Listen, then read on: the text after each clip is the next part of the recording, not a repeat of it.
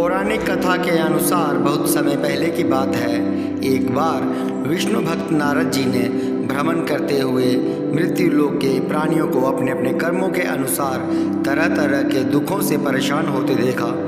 इससे उनका हृदय द्रवित हो उठा और वे वीणा बजाते हुए अपने परम आराध्य भगवान श्री हरि की शरण में कीर्तन करते ही क्षीर सागर पहुँच गए और बोले कि अगर वह उनसे प्रसन्न है तो मृत्यु लोक के प्राणियों के व्यथा हरने वाला कोई उपाय बताएं। उन्होंने ऐसा व्रत बताते हुए कहा कि जो स्वर्ग में भी दुर्लभ है और बहुत पुण्यदायक है और प्यार के बंधन को काट देने वाला है, और वह है श्री सत्यनारायण व्रत। इसे विधि विधान से करने पर मनुष्य सांसारिक सुखों के भोग कर परलोक में मोक्ष प्राप्त कर लेता है।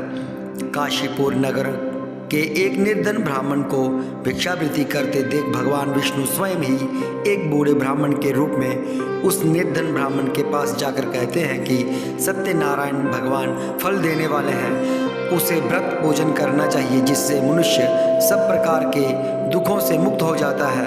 इस व्रत में उपवास का बहुत महत्व है। उपवास के समय हृदय में यह धारणा होनी चाहिए कि आज श्री सत्यनारायण भगवान उनके पास ही बैठे हैं और श्रद्धापूर्वक भगवान का पूजन कर उनकी कथा करनी चाहिए।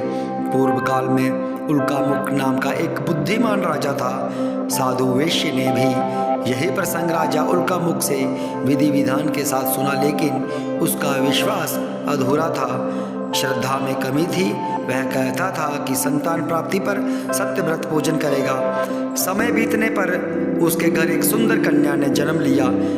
उसकी श्रद्धालु पत्नी ने व्रत की याद दिलाई तो उसने कहा कि कन्या के विवाह के समय करेंगे।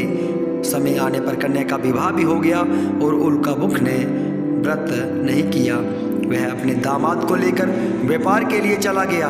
उसे चोरी के आरोप में राजा चंद्रकेतु द्वारा दामाद सहित कारागार में डाल दिया गया। घर में भी चोरी हो गई। पत्नी लीलावती और पुत्री कलावती भिक्षावृत्ति के लिए विवश हो गए। एक दिन कलावती ने किसी विप्र के घर श्री सत्यनारायण का पूजन होते देखा और घर आकर अपनी माँ को बताया। तब माँ ने अगले दिन श्रद्धा से व्रत पूजन कर भगवान से पति और दामाद के शीघ्र वापस आने का वरदान मांगा। श्री हरि प्रसन्न हो गए और साथ ही राजा को दोनों बंदियों को छोड़ने का आदेश दिया। राजा ने उनका धन धान्य देकर उन्हें विदा किया।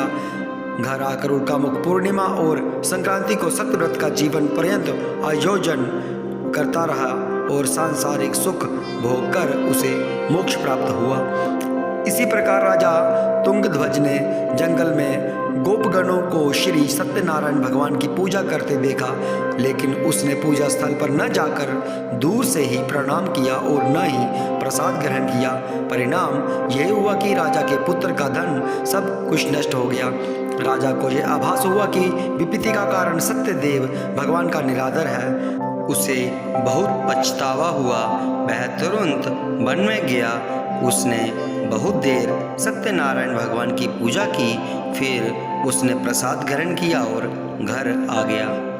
उसने देखा कि उसकी सारी संपत्ति सुरक्षित हो गई। राजा प्रसन्नता से भर गया। फिर राजा ने कहा कि हमें अज्ञान को दूर करके सत्य को स्वीकार करना चाहिए। प्रभु की भक्ति करना मानव का धर्म है।